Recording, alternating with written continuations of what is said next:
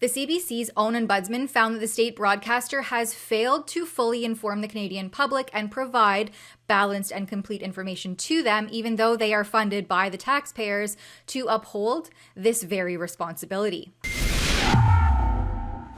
In one of his last reports as the CBC's ombudsman, longtime employee and former senior director of journalism Jack Nagler felt compelled to do a fulsome review after a complainant named Timothy Clark did a deep dive into the CBC's major news stories throughout the last few years. Nagler explains in his report that Clark examined the CBC's coverage of various topics, where he said there was a pattern of omissions in coverage that he thinks betrayed CBC's obligation to be fair, balanced, and impartial. This complaint was so detailed, comprehensive, and all-encompassing, Nadler said it was like nothing else he had reviewed as ombudsman, thus sparking this review. Clark wrote 4 separate reports, which can be summarized into one consistent theme. Again, the CBC failed repeatedly to live up to its pledge to provide balanced and complete information to Canadians that fund them. This included how the CBC covered the COVID-19 pandemic, how they covered climate change, Russia/Ukraine and China, and finally how the CBC covered the woke movement, including diversity, equity, and inclusion topics. Nagler had Senior Manager of Journalistic Standards, Nancy Wow, respond to some of these complaints. She confirms that it is the CBC's practice to make it clear that overwhelmingly medical experts, health scientists, and public health authorities advocate vaccination as a safe, effective way to prevent the spread of various illnesses, including COVID-19.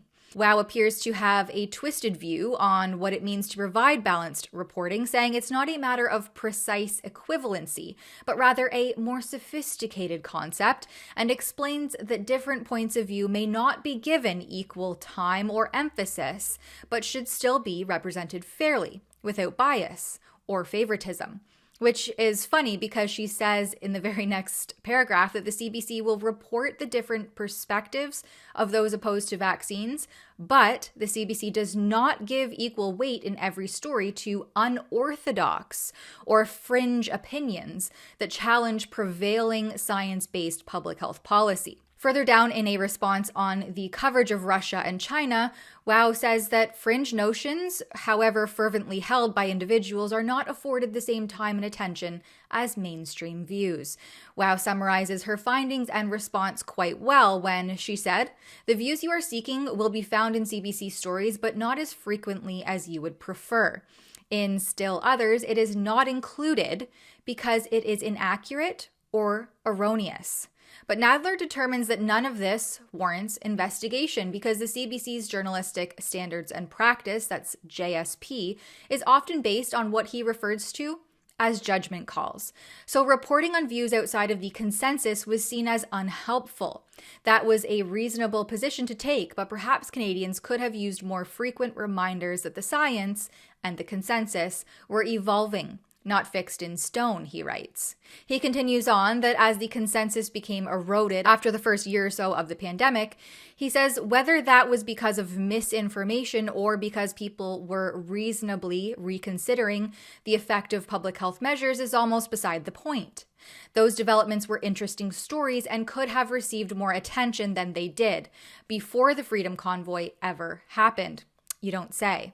Nagler goes on to say that he might call the CBC too timid about giving exposure to some of the sentiments in Canadian society during the height of the pandemic. I would also concur. He says that even if CBC were perfect, it is unwise to rely on any single news source if you want to be fully informed, citing the slipping of people into news silos or information bubbles.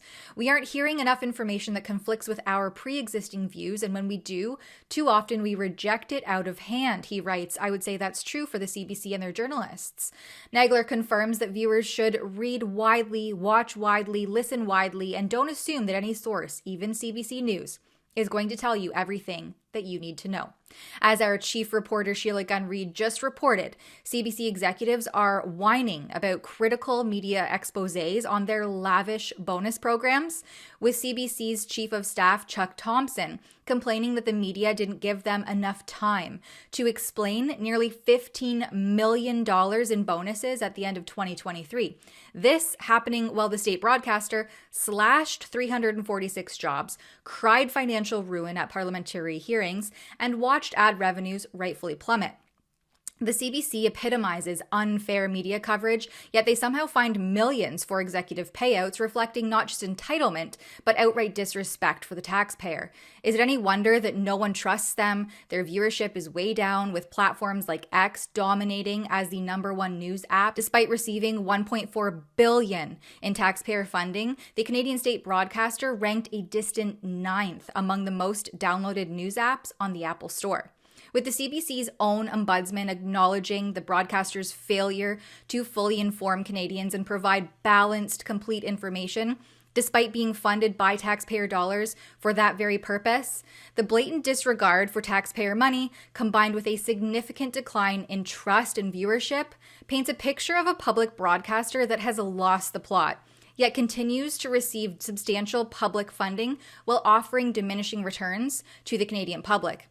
This media organization should, in theory, be leading the way in news delivery and in influence, yet no one trusts them. Their viewership is hanging on by a thread, and apparently they can never offer fulsome, balanced coverage because they are too focused on protecting their own interests, their own narrative, and prioritizing executive bonuses over their mandate to serve the public, all while failing to evolve in the face of shifting societal needs and perspectives. For Rebel News, I'm Tamara Ugolini. The CBC is bloated with inefficiency and excessive spending, funded by taxpayers, yet failing to deliver balanced, accountable reporting. It's time to cut the waste and reshape how we fund news in this country. Canadians deserve a media system that serves them, not corporate interests. It's time to demand reform, cut the spending, and reduce the bloat. If you agree, head on over to slashthebureaucracy.com. There you can send an email to Conservative leader Pierre Poilievre, urging him to take bold action and steps toward reforming Canada's bureaucratic system. That's slashthebureaucracy.com.